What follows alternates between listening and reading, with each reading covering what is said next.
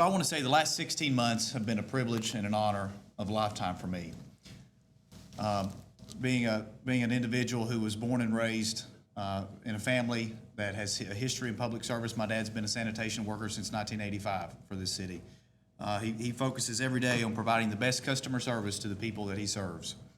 I started at the city of Ashland in, I think it was May 15th actually, of 2016. I started in the Parks and Recreation Department as a seasonal weed eater person. That's what they called me. They said, you're a weed eater guy, you're a young guy, you're gonna weed eat. I worked my way up from there to a full-time position in the Parks Department, then transferred over in a temporary role in the Ashland Police Department as a public records and records clerk, then transferred there and promoted to programs and grants specialist in the city of Ashland, one of my last roles before I ran for city commission. The last 16 months have been really important for your city.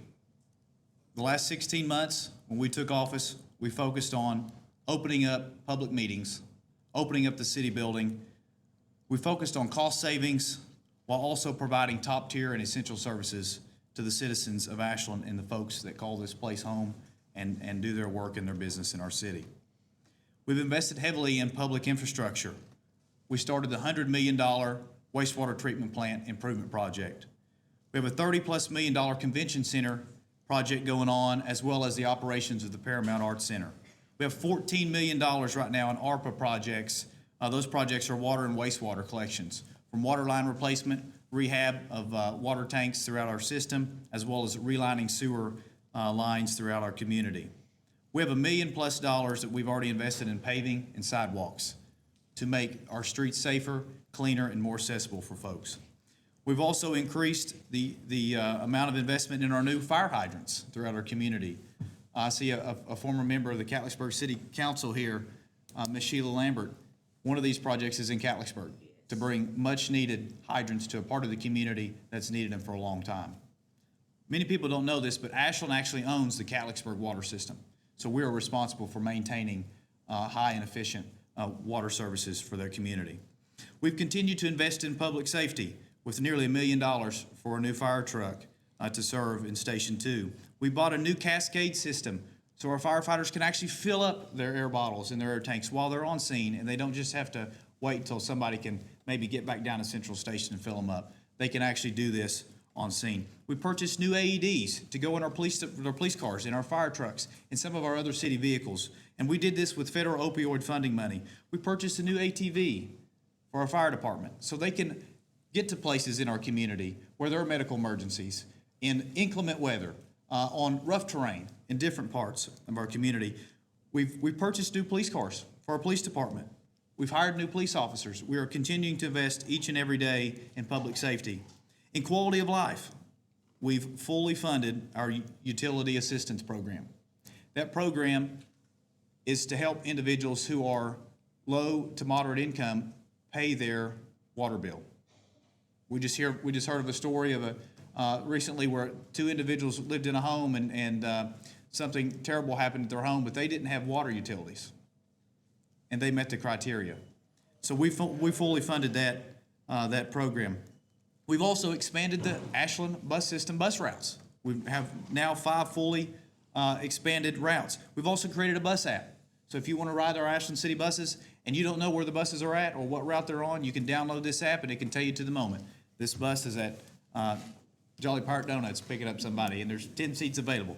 So that makes that more accessible to folks in our community. We've completed renovation of the Dawson Pool. Not many people know this, but I believe the pool was it 95 or 96 years old, something like that. It's over 100. Jeff used to work in the pool, so we appreciate your work on that, Jeff. But that is now a quality of life place for folks all across our region can come to, especially now with Flatwoods Pool potentially closing. So that's going to be a hot spot this summer. We're also looking at continuing the elimination of slum and blight, the demolition program that Suzanne has always championed for us. I encourage folks recently this past year, we put together a citywide accomplishment packet of things that this commission has done since January 1 of 2025. Folks, this is 35 pages long of things that this commission has done.